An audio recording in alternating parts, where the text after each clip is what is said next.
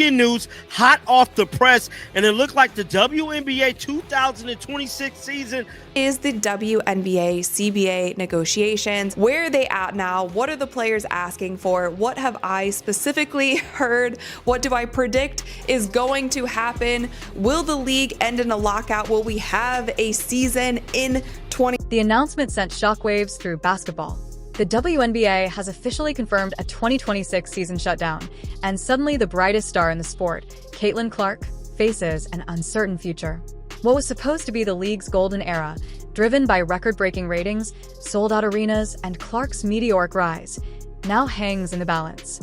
For fans, executives, and players alike, the question isn't just about losing a season. It's about whether the league can protect its biggest star at the very moment she was set to transform the game forever. The numbers make the shutdown sting even more. In just her first full year, Caitlin Clark helped the WNBA generate metrics that the league had never seen before. ESPN reported that games featuring Clark averaged 1.5 million viewers, a jump of nearly 38% over the league's previous primetime averages. CBS and ION also saw record-setting broadcasts, with Clark's matchups consistently topping their all-time WNBA ratings charts. Ticket sales followed the same pattern. Indiana's home attendance nearly doubled, jumping from around 6,000 fans per game to over 11,000, with her return match pushing the crowd above 16,000. On the secondary market, tickets surged from about $65 to over $200, the kind of demand that rivaled NBA-level markets in certain cities. Those weren't just entertainment numbers, they were business lifelines. Fanatics revealed that Clark's jersey was the top-selling rookie jersey across all sports, eclipsing even NBA lottery picks. Sponsors such as Nike, Gatorade, and State Farm poured money into Clark-centered campaigns, banking on her crossover appeal to elevate the league. League Pass subscriptions spiked double digits after her debut, proving that her influence extended far beyond ticket holders. Now, all of that momentum has been halted in one stroke. A full season shutdown doesn't just freeze games, it freezes growth. Networks that had carved out primetime slots for Clark's matchups will suddenly face empty programming. Teams that built their budgets around record-setting ticket demand will now face revenue shortfalls. And for Clark herself, the shutdown risks derailing her rapid ascent, her chance to translate rookie hype into MVP-level dominance, playoff experience, and long-term brand power. What should have been a steady climb into superstardom is now a cliffhanger. Instead of building on record-breaking seasons, the WNBA enters 2026 without a season at all, leaving fans, players, and sponsors wondering how the league could shut down just as it was finally breaking through. This shutdown matters right now because Caitlin Clark is not just another rising player. She has become the league's economic engine. Every measurable trend confirms her impact. Indiana's attendance nearly doubled the moment she joined the roster, and her return game brought in over 16,000 fans, creating one of the largest regular season crowds in league history. National broadcasts have shown similar surges. ESPN and CBS drew 40 to 50% higher ratings whenever Clark played compared to average WNBA slots. League Pass subscriptions rose by double digits, and streaming minutes for Clark's games consistently outpaced even playoff matchups from the season before. The WNBA had finally cracked into mainstream relevance, and Clark was the catalyst. Nike raced to fast-track talks of a signature shoe, State Farm centered commercials around her, and Gatorade positioned her as one of the new faces of its marketing campaigns. Meanwhile, Fanatics reported Clark's jersey as the best-selling rookie jersey across all sports. These aren't just stats, they are proof that the business of women's basketball had begun to align with its talent. And now, with an entire season gone, that growth spurt risks stalling right when it mattered most. For Clark personally, the damage is even sharper. Her rookie year was supposed to be the beginning of a steady rise toward all-star nods, MVP contention, and playoff experience. Instead, she now faces the possibility of sitting out a full year during what should be her prime development stage.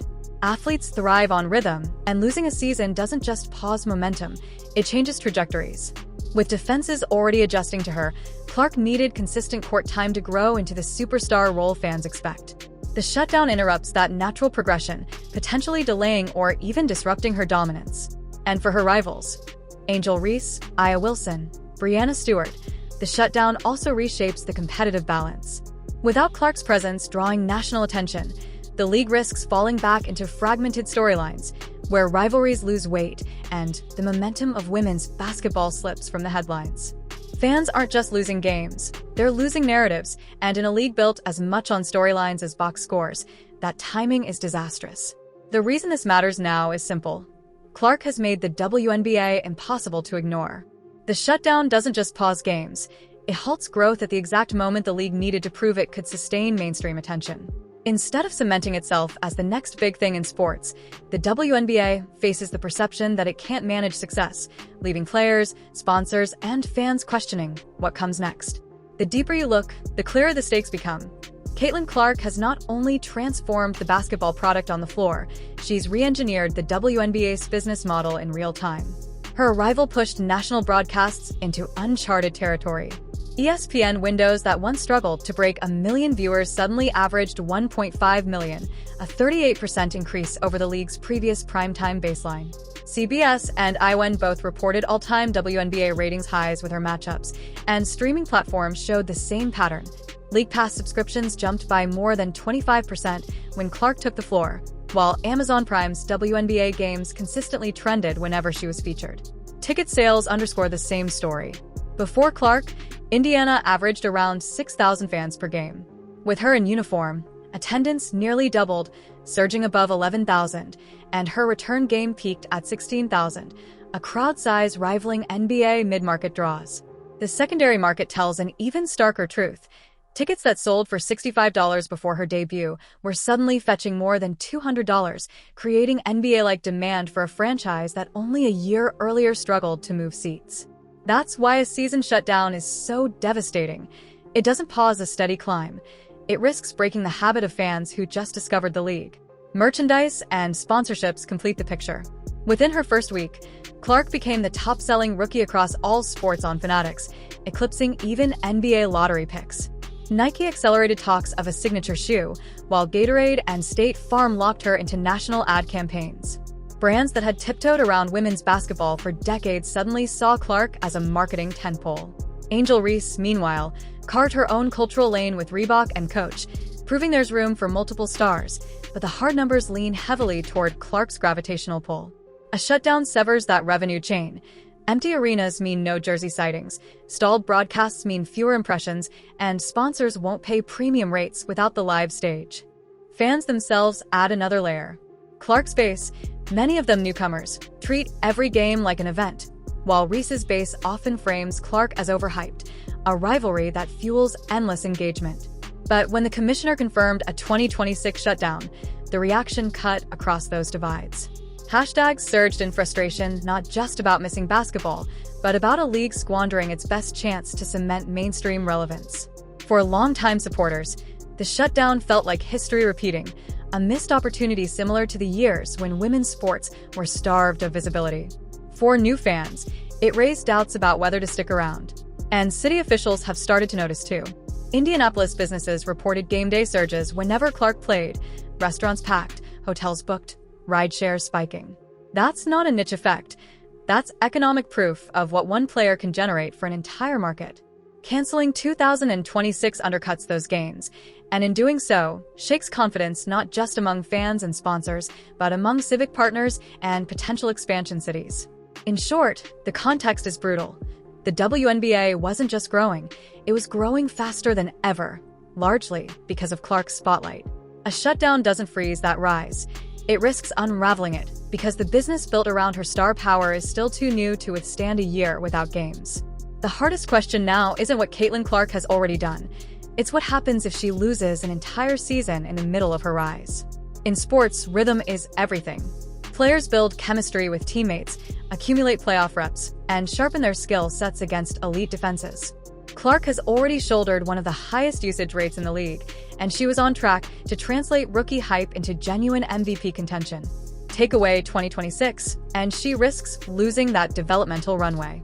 It's not just missed games, it's missed opportunities to prove herself against veterans, to elevate her efficiency, and to anchor the fever in postseason battles that would have defined her early legacy.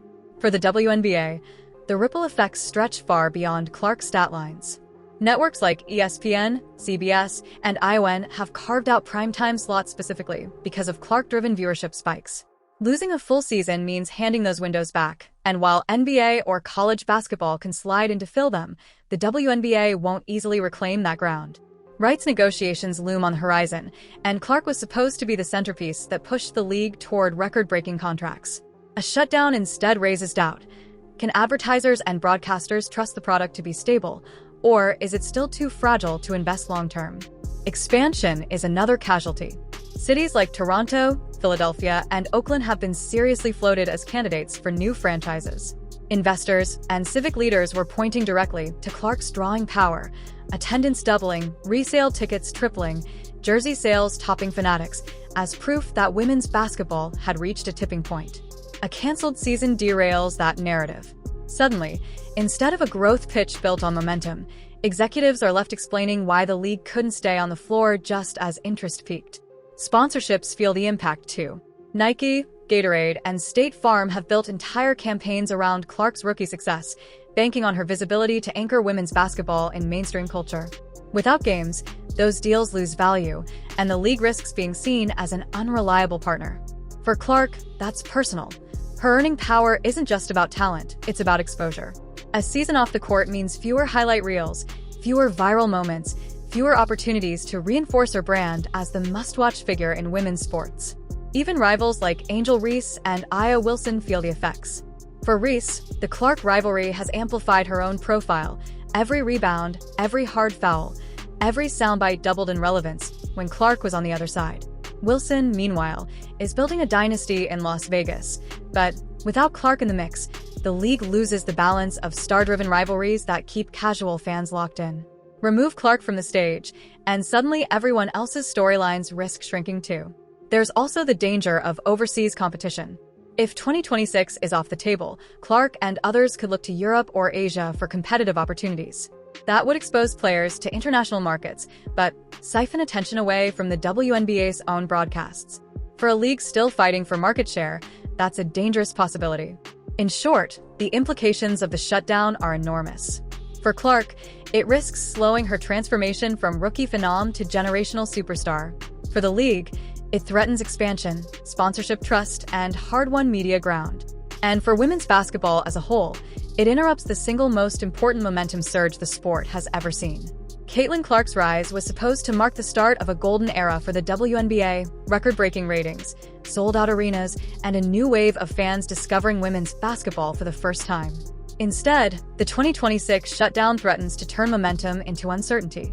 What should have been a steady climb into superstardom is now a pause at the worst possible time, leaving Clark, her teammates, and millions of fans wondering what's next. This isn't just about one season lost.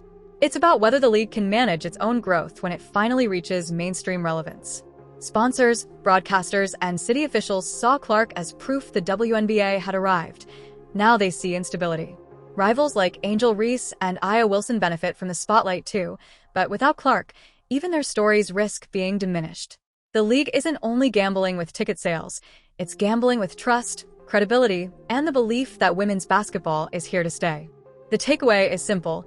Caitlin Clark may be the headline, but how the WNBA handles this shutdown will determine whether her generation defines a breakthrough or a setback.